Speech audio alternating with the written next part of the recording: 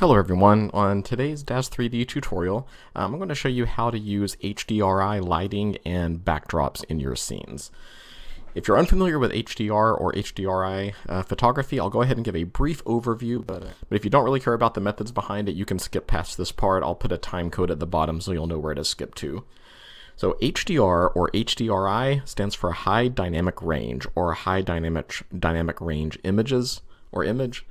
And this is a photography technique in which a photographer will take several different shots of the same thing, usually by a method called bracketing. If you've used a modern DSLR camera, you might be familiar with this, where you take one photo that's properly exposed, and then you take several other photos that are either underexposed or overexposed. Then you use photo editing software such as Lightroom or Photoshop to combine those images together. Then you can blend them in different ways in different regions of the photograph, so you can either enhance the shadows or enhance the light, but only affecting very small areas of the photograph, like without affecting the entire picture in general.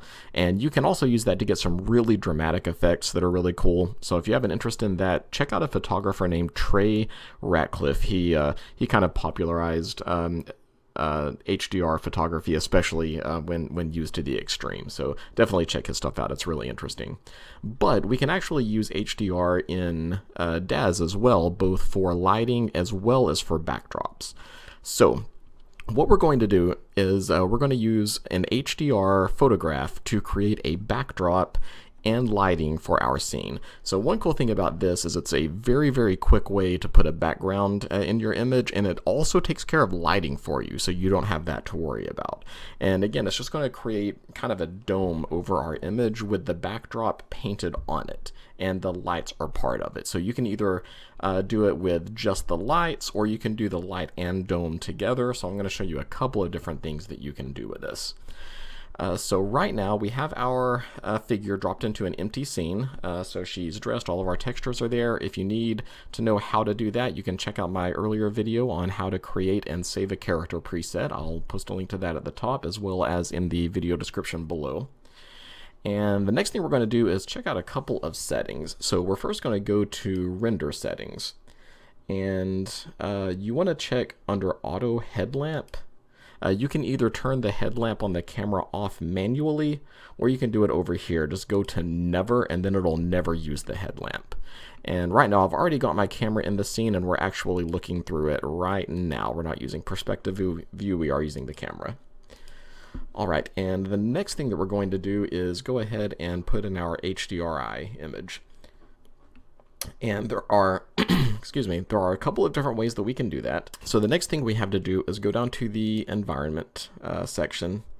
And right now it's set for dome and scene, which is what we want. That means that it's going to have the lighting dome as well as the scene painted on it.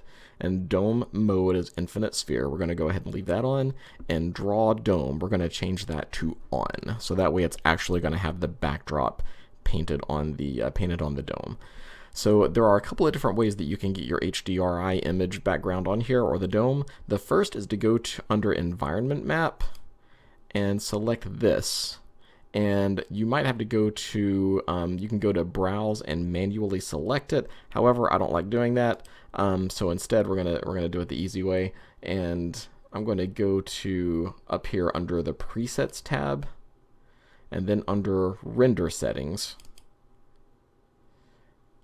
And there we go. So now here I've got a bunch of my IRA domes. I'm going to scroll through until I find the one that I want. The one that I'm going to use is called HDRI Greenfields 2. I got this from the Daz store, and I'll go ahead and post a link to that in the description below if you want to use this one. It comes with a series of different scenes, and here they are right here. So all of these are my different scenes and different resolutions. And we're going to go ahead and use the 8K. We're going to use a really nice one. So while this is loading in, I'm just going to double click that. And I'm going to tell you a couple of strengths and weaknesses of this method.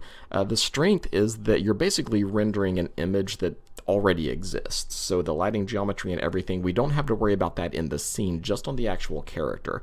So this is going to render a lot faster than a full scene would because it doesn't have to account for all the lighting geometry. However, there are some drawbacks in that it's not as interactive. Your character isn't actually a part of the scene, they're just kind of superimposed on it. It's a really, really convincing effect if you do it right. However, you won't be able to move things around in the scene. All right, let's go to back to the editor. And you'll notice I double-clicked that and we can't see anything because it will only show up in Iray view. So let's go ahead and switch from texture shaded to Iray. And now as it renders, we're going to be able to see what that backdrop looks like. There we go. So already that looks pretty good. The lighting is not great. I actually think that the sun is behind her, behind our figure. So we're going to rotate the camera around and turn her around real quick. Yeah, it's much well lit from here. So you may have to do that. You may have to look for the direction that the light is coming from. And I'm just going to use my Y rotate slider to turn her around back towards the camera. There we go. That's a little bit better. Face is still a little bit dark, but I can live with that for right now just for illustrative purposes. That's not too bad. I'm going to go ahead and put my camera where I want it. There we go. So already, like I said, even though she's just kind of superimposed over that background, it is a very, very convincing effect. It looks like she's actually part of that scene. But if I rotate it around or zoom in and out, it kind of breaks the illusion a little bit. So you got to make sure the perspective is right, and this one works better. She's a little bit closer up. There we go. And I'm going to fix the posing in just a little bit and see if I can adjust some of the lighting so I don't have to create any lights. That's one of the strengths of this, is not having to put any lights in your scene. The whole thing is already lit. There we go. That's much better. I just wanted to get her face out of that shadow. And let's do it looking down at her. I want to do her looking at the camera. There we go.